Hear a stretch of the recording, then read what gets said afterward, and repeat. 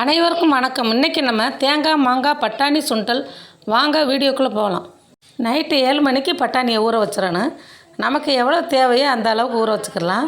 காலையில் 7 மணிக்குள்ளே நல்லா ஊறிடும். நம்ம அதை எடுத்து நல்லா வேக வச்சுக்கிடலாம்.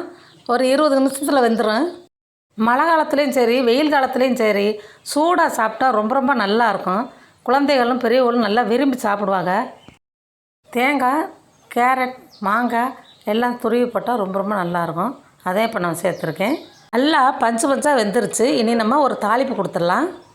வேக வச்ச தண்ணியை வடித்து விட்டுட்டு ஒரு கடாயை அடுப்பில் வச்சு தேவையான அளவு கடலெண்ணெய் ஊற்றி எண்ணெய் நல்லா சூடான உடனே கடுகு, உளுந்து, வரமிளகா நான் 4 தான் போட்டிருக்கேன்.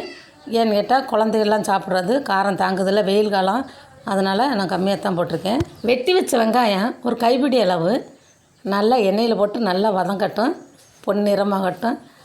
நம்ம கருவேப்பிலை சேர்த்துக்கலாம். அது கூடவே பார்க்லேயும் பீச்சிலையும் பஸ் ஸ்டாண்ட்லேயும் அதிகமாக சுண்டல் விற்றுருக்கு நான் பார்த்துருக்கேன். எந்த சமையல்லையும் கடுகு கம்மியாக தான் சேர்த்துக்கிறணும்.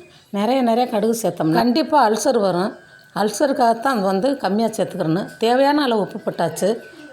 இப்போ நம்ம துருவி வச்ச தேங்காய், துருவி வச்ச மாங்காய், துருவி வச்ச கேரட் சுண்டலில் சேர்த்துக்குருவோம். பார்க்கும்போதே அவ்வளோ அழகாக இருக்குது.